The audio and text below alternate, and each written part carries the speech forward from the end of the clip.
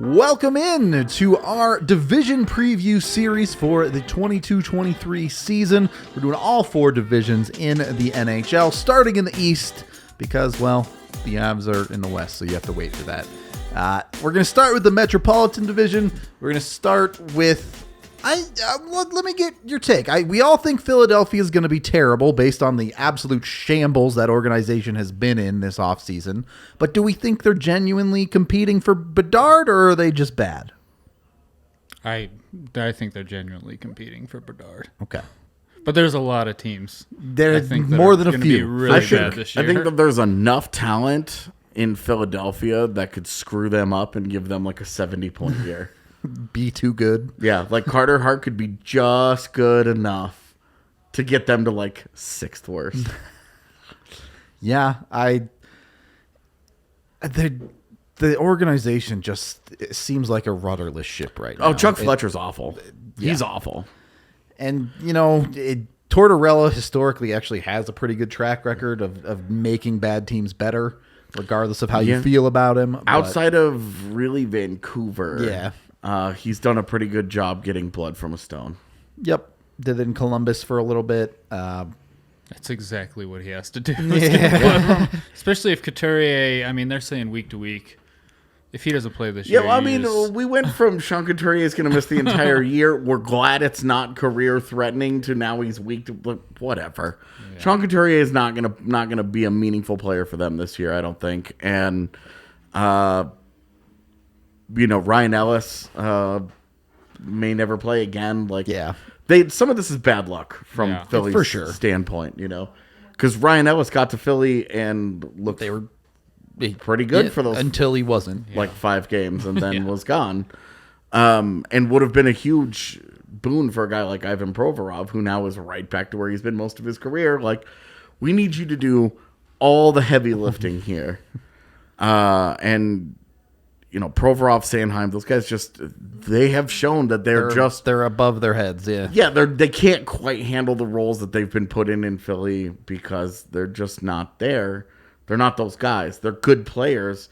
They're just not elite players. And they're being put in a role where it's like, what do you do? It is what it is. They're pretty clearly at the bottom. We can bring up our predictions here and get into the rest of this division. Look, the one we all agree on near the bottom here is the Islanders, as sad as I'm sure that makes AJ. I had them. I know. It's just the reality of you take a look at that team. They did literally nothing this offseason. So they get a year older, and they go from Barry Trotz, one of the best coaches in the NHL, to Lane Lambert, who has been his right-hand man forever, but has never been a head coach in the NHL. And I just have no idea how that goes. Yeah. The Islanders could finish third in this division, and it would not surprise me in the slightest bit. Lane Lambert gets the best out of Matt Barzal. That defense, guys like Noah Dobson, Adam Pelech, Ryan Pulock, stay healthy and take a step forward as a group. Cool. You could sell me on all of that. Sorokin and Varley in net. Great duo. You can sell me on lots of stuff about that team, that roster. But going from Barry Trotz to Lane Lambert, because that uncertainty is the number one thing that drives I just don't know how to feel about this group. And Anders Lee seems to only exist in extremes. He goes 25 games and scores 2 goals, or he scores every goal for an entire month, So it just, for me, the Islanders are just the one team in the NHL that I have the honestly maybe the worst feel for. Because their variance is that great. If they had a 110-point season and win their division, I'd be pretty surprised. I just don't think they'll be better than Carolina. But anywhere between second and seventh place finish in that division would not surprise me. On the table, yeah, would not surprise me. Yeah, because their goaltending is really, over these bottom teams in this division, their goaltending could be the one that just kind of kicks them up a notch. Because they have not just one, but 2 good goalies. True. And... you mentioned Barry Trotz. He is a top coach. He's not coaching this year, so I would have said he's one of the best coaches in the NHL, but a top coach. So you just don't know what you're going to get. I am interested to see what Matt Barzal looks like, maybe potentially with a little more freedom from the shackles of defensive hockey. But Yeah, I mean, that's a team on social media. Their fans are like, we didn't do anything. Yeah, this summer. it's just you look at their depth and they didn't do anything to make it any better. And your systems, if they're good, bad, or otherwise, you just kind of go, they needed more. It feels like. Yeah, some of the stuff that happened last year, well, they're not going to start the year on like a 13-game road trip. Their arena is built so they can actually have home games.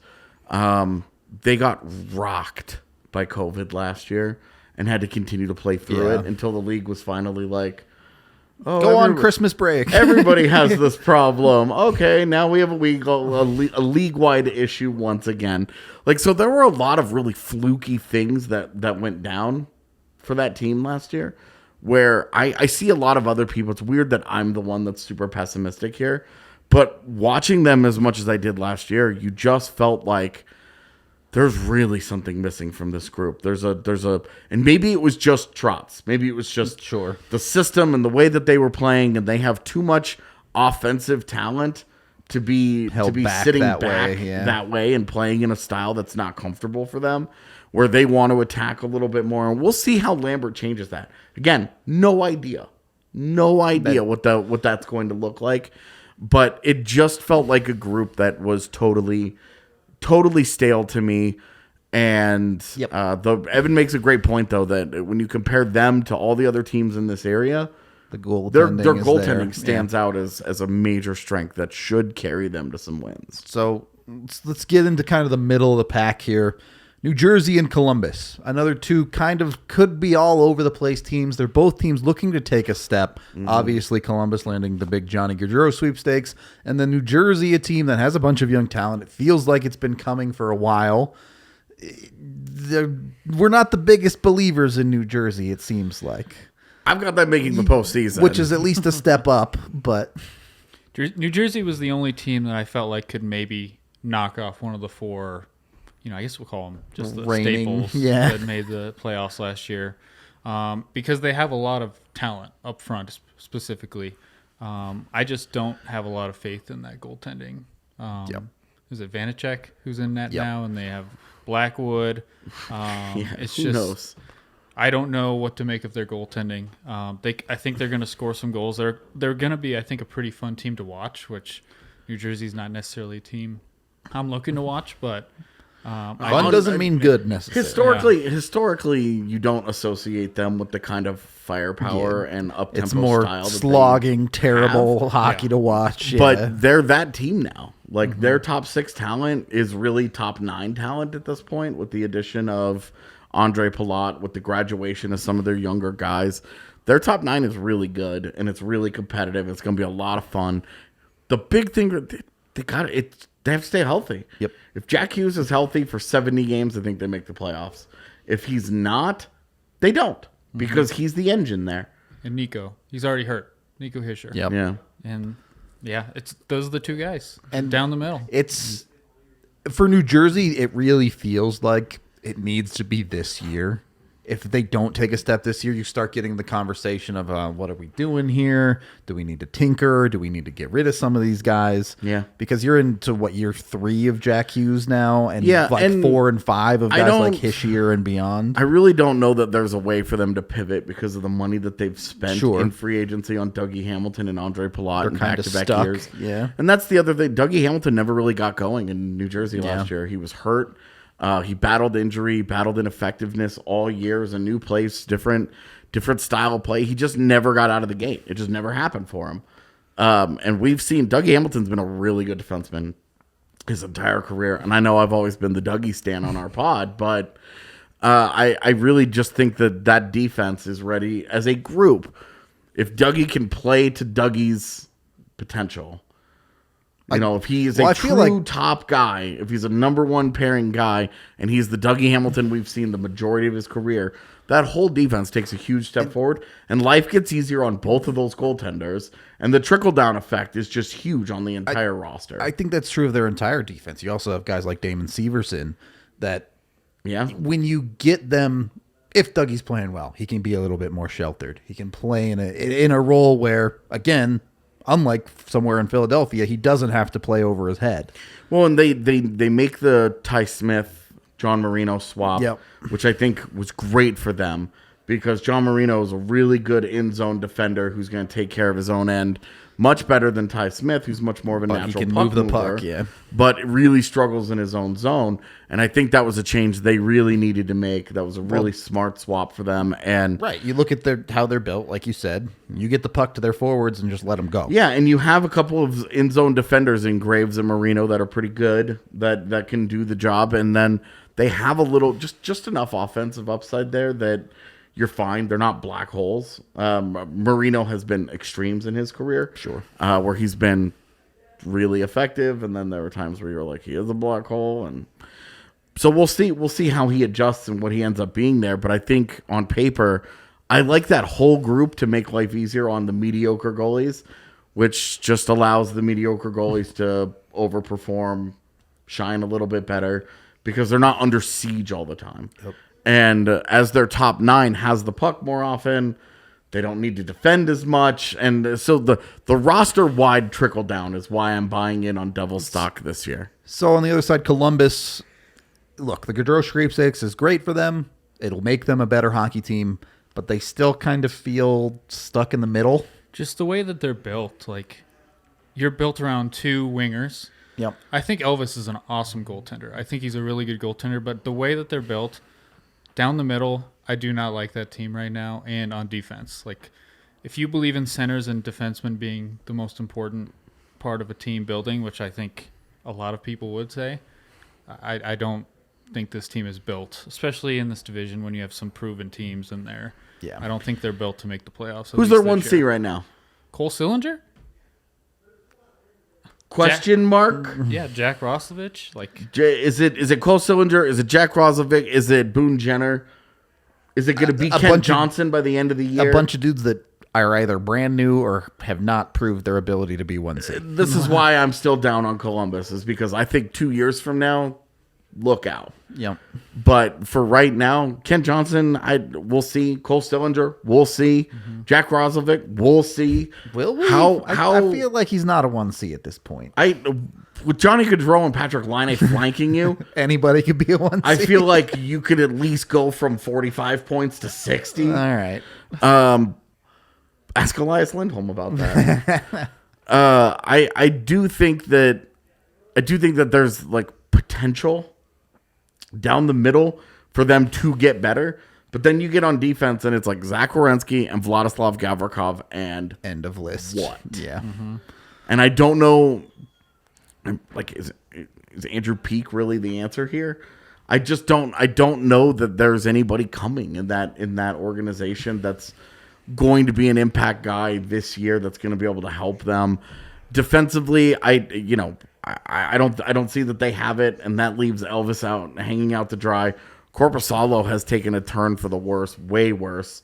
I wonder, a year removed from the fireworks tragedy that whole organization kind of had to go through, yeah, and how much that helps the goalies kind of just focus on hockey, because going into last season they were still reeling from that, and getting a year removed from that, I do wonder how much that helps them, but I don't think it matters. It's just not good enough. yeah, I just think they just aren't good enough yet. Leave it at that with them. Moving into the top of this division, honestly, it feels pretty structured. But the one interesting thing, I think pretty much all of us have the Rangers sliding to a certain degree. AJ, you have them out of the playoffs. I said that I thought that they were the worst team to make the postseason last year. I thought that they did not have a good offseason. They lose depth guys. They lose a lot of their middle six. Those guys walk. They spend a ton of money on Vincent Trocheck. Now, Vincent Trocheck is a guy that a lot of people really like, myself included. He's a good player, extremely streaky. And a lot of players are streaky. We know that. That is a normal thing to be in the NHL. The definition of a middle six player. When you're not a tip-top guy, being streaky is kind of just how it goes. Trocheck goes cold for long stretches. And defensively, he's fine. He's not great, but he's not bad.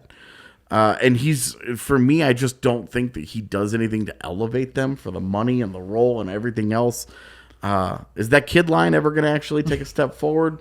Filipino, Alexi Lafreniere, Capo Caco, are these guys ever actually going to develop into something? Or are we just going to keep hearing about how much potential they have all the time? They were really good in the postseason at times. Neat. Want to see real development there. I just think that their forward depth isn't good enough. I don't buy that their defense. Keandre Miller, as much as I like him, how much more does he have to give? I think Braden Snyder sucks, and I don't think that I love Igor Shesterkin as much as anybody. Right? Is he really going to have another historic season of goaltending? Right. If he has a 925, how many more games do they lose if he drops 10 save percentage points and comes back down to earth and is the second best goalie in the NHL instead of far and away the best? Because remember that this was not a good 5v5 team. They were heavily reliant on a power play unit that was very good and a goaltender that was historically good. I think Avs fans are familiar with this story. You have one of the worst possession teams in the league with a goalie playing out of his mind. That is the Patrick Waugh era Avalanche, and it worked for a year, and then that team kind of fell apart. Yeah, and I don't think the Rangers are bad, of course. No, they have great talent. Chris Kreider scoring 50 goals again? No way. Not happening. I guess I'm just looking at their whole roster and saying, what am I missing here? What am I missing that says that this should be an easy postseason team? I think that they're going to be right in it. I think they're going to I think that division is more up for grabs, slots 2 through 7, than it has been in a long time. Yeah, because of the aging and the injury issues that are going on in Pittsburgh and Washington. I think Carolina got this thing on lock. Yeah, and I mean, obviously, the predictions, we all think that. Yeah. It really just comes down to, for me, I'm a Shesterkin believer. I don't think he's going to have a historic season like last year, but I think he's going to be good enough. I think Keandre Miller is going to get better, help out that defense. I'm not a huge Jacob Trouba fan. Adam Fox is great. He keeps ripping people's heads off. That'll help him. Fox he's so good, man. Fox is a star, no doubt there. I think they're going to be just good enough to get in. I just think that division, to me, I don't think it's very good, and that's kind of what's going to keep them in it. And this is where we're at. Are both Pittsburgh and Washington aging? Absolutely. Are they aged out yet? Clearly, we don't think so. We were talking before. I really wanted to take Washington out just because of the injuries that they're dealing with. Backstrom might not play this year. He might play this year. Who knows? Tom Wilson's going to miss at least a month, maybe 2, maybe more. And Darcy Kemper's a great goalie, but we saw it took him a month or 2 to adjust here. You don't know what they're going to get there. So, but it's just not having faith in the rest of the division, and they have just enough having to get faith by. in Ovechkin, having faith in Kuznetsov, and believing that TJ Oshie, will be able to. If you want to unseat these teams, you got to prove it, right? Yeah, and that's where over 82 games, I just think Washington and Pittsburgh, I really have them as the same team, pretty much. Yeah, I believe in their Hall of Fame talent to kind of push them to where they need to be to the postseason. With Washington especially, it would not surprise me in the slightest to see them fall off. And then I think they're the most vulnerable. Either of those teams, if they ended up 5th, 6th, and they couldn't stay healthy, their star players finally started to see their decline. To go, okay, yeah, sure, that's where they're at now. And then Carolina, I think, pretty clear cut at the top of this division by like a good margin. Yep. They're just better than everyone else in the division. They're younger. I think Brent Burns is going to help them. Losing Niederreiter, I think, hurts a little bit, but increased ice time, increased role for a guy like Seth Jarvis. You're still waiting to see, is there another level for Andrei Svechnikov? Yep. Because if there is a breakthrough to elite nightly dominant player, then there's another level for the Hurricanes, because that's the number one thing that they're missing. Sebastian Aho is great. I'm done underrating him. Finally. And taking him for granted. He's great, and he's legitimately great. But again, every single night, can he elevate? Can they have, instead of having so many really good players, can they have 1 or 2 guys break through to This is a dominant, elite, Top elite 10 player in the world, exactly. yeah. Instead of looking at Jacob Slavin and crying that defensemen who score points are overrated and defensemen who defend are underrated, can Jacob Slavin continue to do what he did last year, which is he put up good production while being great defensively? With Carolina, it really is just this team is so solid and so well structured during the regular season that they should conceivably run away with this division, but it's just a matter of show me in April, because I've picked them to go to the finals, I think 3 straight years, and they haven't really come close. So, and some bad luck involved, obviously, with missing some goaltenders. Goaltending health is maybe their biggest concern. It definitely is, because you have 2 goalies who are injury prone, Freddie Anderson and Antti Ranta breaks every time he gets an opportunity. He both has shown that he is a really good NHL goalie, but that he cannot be trusted health-wise, which is why he is a backup. Yep. Yeah. So, Otherwise, that guy'd be a starter somewhere. They should absolutely doubt. run away with this division. Yep. Yeah. Shouldn't be close. That is our first division preview, the Metro for the East. We have the Atlantic coming up tomorrow, and then the Western Conference coming up the days after that. So be sure to tune in to those as well, and we'll see you on the next one.